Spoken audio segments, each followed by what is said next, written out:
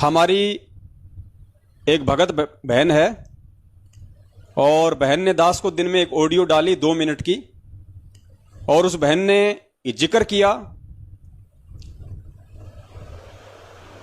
कि भगत जी मुझे रात को सौपन आया और सौपन में गुरुजी आए, और जब गुरुजी आए तो मैं गुरुजी के चरणों की सेवा करने के लिए बैठ गई, चरण सेवा के लिए, चरण दबाने के लिए। तो मेरे मन में यह था कि भाई लोग कहते हैं कि गुरुजी के जो चरण है वो तो रुई की तरह हैं, गुरुजी के हाथ पैर हैं वो हाड़ मांस के नहीं हैं, तेज पुंज के हैं, और जब उनको हम दबाते हैं तो रुई की तरह लगते हैं, फोम की तरह। क्योंकि बहुत सारे इंटरव्यू में भी बहुत सारी आत्माओं ने इन बातों का जिक्र किया हुआ है। तो ये सोच के उस बहन ने चरणों की सेवा करनी शुरू की, और बहन ने बताया कि भगत जी मुझे वो रुई जैसे नहीं लगे, मुझे उनमें हड्डी भी लगी, और मुझे ऐसा ही लगा जैसे मेरे चरण हैं, इतने ही टाइट, इतने ही हार्ड। उसके बाद में जब गुरुजी वहां से जाने लगे तो मैंने खीर बना रखी थी, और खीर मैंने एक बड़ी सी कटोरी में डाल रखी थी। जैसे ही गुरुजी जाने लगे तो गुरुजी का जो पैर था, जो गुरुजी के जो चरण थे, वो एक पैर उस खीर के अंदर आ गया, उस कटोरी में गुरुजी का एक पैर डल गया। तो मैंने कहा कि गुरुजी ये तो गंदी हो गई, तो क्या मैं इसे फेंक दूं? तो परमेश्वर ने कहा कि बेटी फेंक दे। उसके बाद मुझे लगा कि मुझे नहीं फेंकनी चाहिए, और वो खीर मैंने नहीं फेंकी। तो फिर बहन ने बताया कि भगत जी उसके बाद मेरा सपना टूट गया, तो मुझे बताइए भगत जी मुझसे कोई त्रुटि तो नहीं हुई है। पहले आप उस बहन की एक ऑडियो सुन लीजिए, वरना बहुत सारे लोग तो ये सोचेंगे कि पवन भगत जी तो बनावटी बातें करते हैं। पुण्यात्माओं, यहां कुछ भी बनावटी नहीं मिलेगा। आपको पहले भी जो 2 शंका समाधान सुनाए हैं, या आज से पहले भी जितने सुनाए, वो सभी किसी न किसी सत्य घटना के ऊपर आधारित हैं।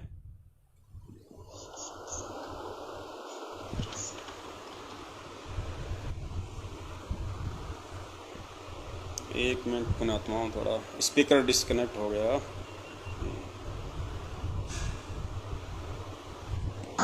सत्साई मेरे स्वप्न में गुरुदेव आए, और मैंने गुरुदेव से कहा गुरुजी शरण सेवा करना चाहती हूँ। गुरुजी मुस्कुरा रहे थे और लेट गए। मैं गुरुजी की शरण सेवा करने लगी।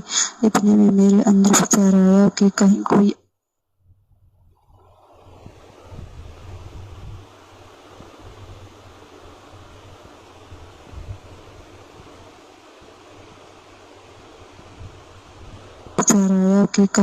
आ जाएगा तो कहेगा कि देखो किसी पे बाबा की पैर दबा रही है। तो मैंने अपने कमरे का गेट बंद कर लिया।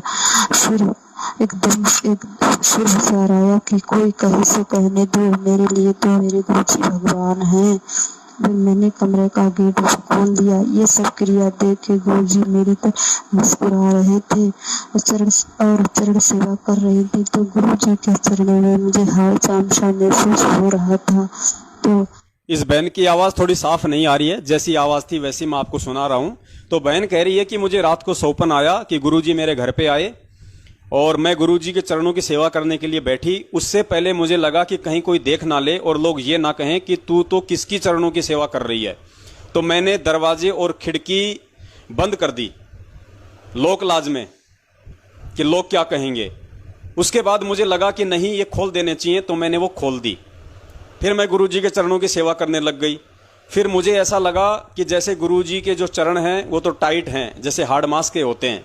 क्योंकि लोग तो कहते थे कि गुरुजी के जब चरणों की सेवा करोगे तो रुई जैसे लगेंगे, लेकिन मुझे रुई जैसे नहीं लगे। उसके बाद जब परमात्मा जाने लगे तो मैंने खीर बना रखी थी। उस खीर के कटोरे में पूज्य गुरुदेव जी का एक चरण रखा गया। तो मैंने कहा कि गुरुजी ये तो गंदी हो गई, अब इसको मैं फेंक दूं क्या? तो गुरुजी बोले बेटा फेंक दे, और गुरुजी हंसने लग गए। इतने में मेरा सपना टूट गया। तो बहन पूछ रही है कि इसके पीछे क्या है भगत जी, मुझसे कहीं कोई गलती तो नहीं हुई है? देखिए बहन, हम कोई गलती तो नहीं कह सकते, और ये घटना भी बिल्कुल सच है, क्योंकि परमपिता परमेश्वर सतगुरु रामपाल जी महाराज जी के स्वरूप में काल भगवान नहीं आ सकते, परमेश्वर स्वयं ही आएंगे, और परमेश्वर ही आए थे। तो ये सपना भी बिल्कुल सत्य है, ये सच है। और आपको जो सपना आया है, ये जरूर परमेश्वर ने साध संगति में इस बात का जिक्र करवाने के लिए आया है, क्योंकि परमात्मा हमें कोई न कोई टारगेट आगे से आगे अवश्य देंगे, ताकि हम साध संगति से हम जुड़े रहें और वो संदेशे जाएं संगत में, जो बात परमात्मा 27 वर्षों से संगत को समझाना चाह रहे थे। तो देखिए बहन, ज्ञान की कमी है, कहीं न कहीं आप जी ने ज्ञान को आधार नहीं बनाया है, इसीलिए आप जी से ये त्रुटि हुई है। अब देखिए, जैसे पूज्य गुरुदेव जी आए और आपके मन में ये भाव आए सौपन में कि कहीं कोई देख ना ले कि ये तो संत रामपाल जी के चरणों की सेवा कर रही है, उनके चरण दबा रही है, और लोग कहेंगे कि वो तो जेल में बैठा है, देख तू किसके चरण दबा रही है, किसको भगवान मान रही है। तो इस तरह की विचार उस बहन के मन में आए और आपने बहन दरवाजे और खिड़कियां बंद करने की सोची। तो बहन यहीं पे काल प्रेरणा शुरू हो जाती है, और ये आपकी रिहर्सल है। अभी आपको पूज्य गुरुदेव जी ने आपका जो आईना है, जो भक्ति का जो आईना है, आपकी भक्ति का जो लेवल है, वो आपको दिखाया है परमात्मा ने कि बेटी अभी तक तू आध्यात्मिक मार्ग में तू कहां तक तेरी पहुंच है, तू कहां तक तू पहुंच पाई है। यानी अभी तेरे अंदर सतगुरुदेव जी को पहचानने में अभी कितनी कमी है, तुझे और कितनी कोशिश करनी है, तुझे पूज्य गुरुदेव जी के प्रति, अपने गुरु के प्रति और कितने भाव, श्रद्धा, समर्पण भाव लेके आने की जरूरत है।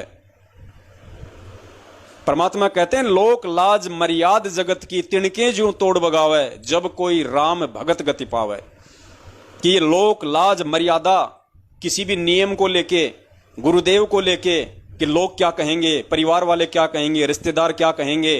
गुरुजी कहते हैं लोक लाज मर्याद जगत की, ये जो सांसारिक जो रीति रिवाज हैं, कुरीतियां हैं, परंपराएं हैं व्यर्थ की, गुरुजी कहते हैं तिनके जो तोड़ बगावे।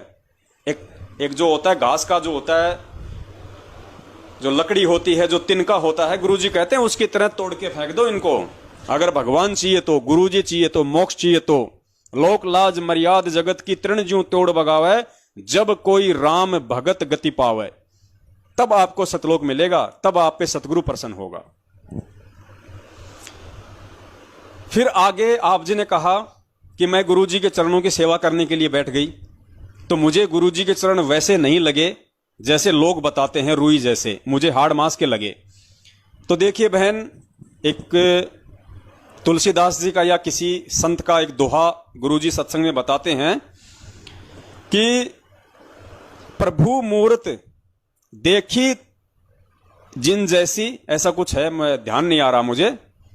हाँ, जाकी रही भावना जैसी, प्रभु मूर्त देखी तिन तैसी। यानी उस व्यक्ति की जैसी भावना है, परमात्मा उसी रूप में उसको दर्शन देते हैं, उसी रूप में परमात्मा उसके सामने होते हैं, उसी रूप में परमात्मा लीला करते हैं। जाकी रही भावना जैसी, प्रभु मूर्त देखी तिन तैसी। तो बहन जी, शुरुआत में ही आपने कहा कि जब गुरुजी के मैं चरणों की सेवा के लिए बैठी तो मैंने दरवाजे और खिड़की मैंने बंद करने की सोची। अर्थात अभी लोक लाज है कि लोग क्या कहेंगे, दुनियादारी क्या कहेगी, रिश्तेदार क्या कहेंगे, अगर कोई देख लेगा तो बहन ये लोक लाज आपके अंदर है, गुरुदेव को लेके, उनकी भक्ति को लेके। तो ये आपकी कमजोरी, और ये लोक लाज आपने जो सौपन में जो किया, जो मकान के दरवाजे खिड़के आपने बंद किया, आपने बंद करने की कोशिश की, जो बात सोच के, तो वो ये दर्शाता है कि अभी आप पूज्य गुरुदेव जी को खाली एक संत के रूप में देख रही हैं, आप उनको एक परमेश्वर के रूप में नहीं देख पा रही, आप उनको परमात्मा के रूप में नहीं देख पा रही हैं। और बहन, जब आप गुरुजी को परमात्मा के रूप में देखोगे नहीं, स्वीकार नहीं करोगी, तो बहन आपको वो परमेश्वर अपने शरीर को तेज पुंज वाला महसूस नहीं करवाएगा। जाकी रही भावना जैसी, प्रभु मूर्त देखी तिन तैसी।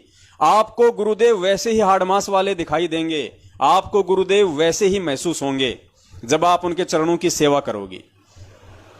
तो ये आपकी अपनी कमजोरी है। देखो पुण्यात्माओं, ये किस तरीके से सारा खेल हुआ है सौपन में। अगर डायरेक्ट वो बहन यदि परमात्मा के चरणों की सेवा करने लग जाती, और उस समय यदि उसके मन में ये नहीं आता कि मैं दरवाजे खिड़कियां बंद करूं, तो पहली बात तो पुण्यात्माओं फिर उसको ये भी महसूस नहीं होता कि गुरुजी का शरीर हाड़मास जैसा है, उसको रूई जैसा ही लगता, क्योंकि उसके भाव वैसे ही थे कि परमात्मा आए, मेरे गुरुदेव भगवान हैं, मेरे गुरुदेव ने किसी मां से जन्म नहीं लिया, मेरे गुरुदेव जी प्रकट हुए हैं, तो महसूस ही नहीं होता। लेकिन उसको महसूस हुआ तो उस चीज को समझाने के लिए, उस बहन की शंका के लिए परमात्मा ने उस चीज को आधार बना दिया कि बेटा इसको मेरा शरीर हाड़ मांस जैसा इसलिए लगा क्योंकि अभी इस बहन के अंदर लोक लाज है।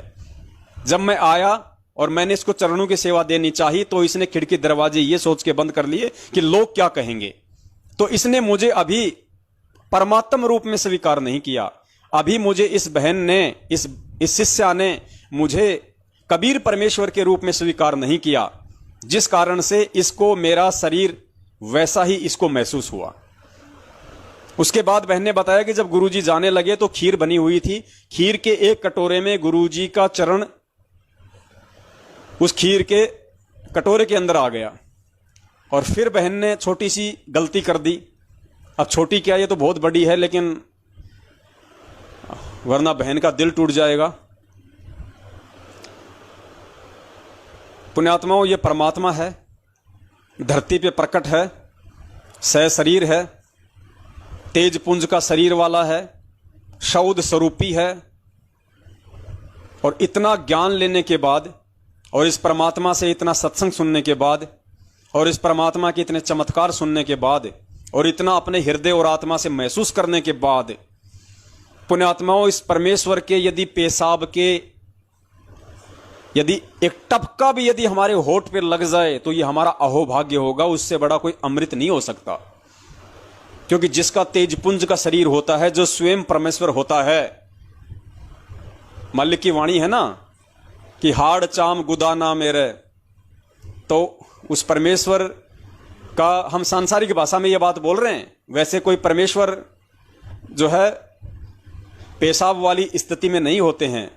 परमेश्वर जो है वो लैट्रिन वाली स्थिति में नहीं होते हैं। परमेश्वर जो है वो बलगम वाली, खकार वाली स्थिति में नहीं होते। पुण्यात्मा, लीला परमात्मा आम मानुष की तरह करेगा, क्योंकि परमेश्वर पंचतत्व के शरीर की लीला करते हुए हमें दिखा रहे हैं कि मैं पांच तत्व के शरीर में हूं, जबकि वो तेजपुंज के शरीर में है। वो सारी प्रक्रिया, सारी लीला वैसी ही करेगा, काल भगवान को धोखे में रखने के लिए और आप और हम जैसे प्राणियों से ज्ञान आधार से अपनी पहचान करवाने के लिए। लीला सब कुछ वैसी ही करेगा। परमेश्वर का शरीर ना कुछ पीने का होता है, ना कुछ खाने का होता है, फिर भी परमात्मा खा रहे हैं, परमात्मा पी रहे हैं। परमेश्वर का शरीर तेजपुंज का है और जो उनको परमेश्वर मान लेता है अपनी आत्मा की गहराई से, हृदय से, उसको परमात्मा उसी रूप में दर्शन देते हैं। उसी तरह से परमात्मा उसके सामने पेश आते हैं। और जब वो आत्माएं परमेश्वर के चरणों की सेवा करते हैं तो उनको तेज पुंज का ही लगता है। परमात्मा और उनके विश्वास को प्रगाढ़ करते हैं। जब वो आत्मा महसूस करती हैं कि भाई ये तो जैसा सुना वैसा ही पाया, भाई लोग तो बिल्कुल सच कह रहे हैं, गुरुजी तो भगवान है, परमात्मा भाई हमारी तरह हाड़ मांस वाले नहीं है, तो उस आत्मा का विश्वास और ज्यादा प्रगाढ़ होता है। तो इस प्रकार अगर परमेश्वर के सांसारिक भाषा में कहें कि उनके यदि पेशाब का टपका भी मिल जाए तो पुण्यात्माओं ये सोचना कि अहो भाग्य, अहो भाग्य, समझो वो जीव यहां से निकल गया, वो पार हो गया।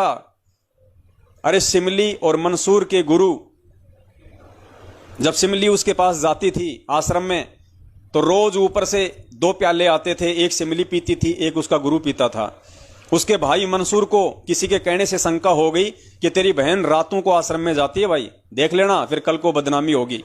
वो चोरी छुपे बहन का पीछा किया और आश्रम की दीवार में एक छेद था, वहां से देखने लग गया। तो जैसे ही उसने सिमली ने वो कटोरा पिया जो ऊपर से आया था अमृत का, सिमली की भी दिव्य दृष्टि खुल गई। उसने देखा कि मेरा भाई मेरा पीछा करता हुआ आ रहा है। उसने कहा कि गुरुजी बाहर एक दुष्ट आत्मा है, अगर आपकी आज्ञा हो तो 2-4 छींटे उसके भी लगा दूं ताकि उसका भी हो जाए भला। तो बोले बेटी जा लगा दे। तो सिमली वहां गई और जैसे ही सिमली उसके पास पहुंची, सिमली ने वो छींटे मारे उसके उस होल में से और एक आधा टपका उसकी जीभ पे लगा। जैसे उसने चखा उसका ज्ञान योग खुल गया, उसकी दिव्य दृष्टि खुल गई और जाके सीधा उस संत के चरणों में गिर गया, माफी मांगने लगा कि परमात्मा मेरे से बड़ा दुष्ट कोई नहीं है, मेरा भी उद्धार करो परमेश्वर, इस गलती के लिए मुझे क्षमा करो, मुझे अपना शिष्य बनाओ। तो पुण्यात्माओं जब उन संतों के आशीर्वाद से जो ऊपर से अमृत का प्याला आता था, जो भी वो प्रसाद आता था, जब उसके खाने से उसके पीने से इतना असर है, तो ये तो साक्षात धरती पे संतों का संत, सतगुरुओं का सतगुरु, भगवानों का भगवान, इष्टों का इष्ट, स्वयं पूर्ण ब्रह्म परमेश्वर कबीर साहब प्रकट हैं सतगुरु रामपाल जी महाराज जी के चोले में। और इनके तो अगर पेशाब का टपका भी अगर जीवा पे लग जाए तो पुण्यात्मा समझो उस आत्मा का तो इस बिचली पीढ़ी में कल्याण निश्चित है, कोई रोकने वाला नहीं है। और बहन, उस परमेश्वर के तो चरण, जिन चरणों में मत्था टेकने के लिए ब्रह्मा विष्णु महेश भी रोते हैं, वो तरसते हैं कि इस देही को देवा लोचय सुर नर मुनि जन ज्ञानी। ब्रह्मा विष्णु महेश देवी देवता भी रोते हैं, वो तरसते हैं कि हे भगवान, अब की बार अगर हमें मानव जन्म मिलेगा तो हम पूर्ण संत की सेवा करेंगे, तत्व दर्शन सी संत की सेवा करेंगे, उसकी पहचान करेंगे और भक्ति करके अपना पीछा छुड़वाएंगे। और उस परमेश्वर का चरण, उस तत्वदर्शी संत रूप में आए हुए परमात्मा का चरण और आपके खीर के कटोरे में डल गया और आपके मन में यह भाव आए कि उसको मैं बाहर फेंक दूं, और आपने परमेश्वर से पूछा कि गुरुजी क्या मैं इसको बाहर फेंक दूं, और परमेश्वर ने हंसते हुए कहा कि बेटी फेंक दे। पुण्यात्माओं, ये बहुत बड़ा संकेत है कि बेटी फेंक दे। मस्तक लाग रही मारे गुरु चरण की दूर, मस्तक मारे गुरु चरण की जब ये धूल चढ़ी मस्तक पे, जब ये धूल धूलिया हो गई दूर, मारे गुरु चरणा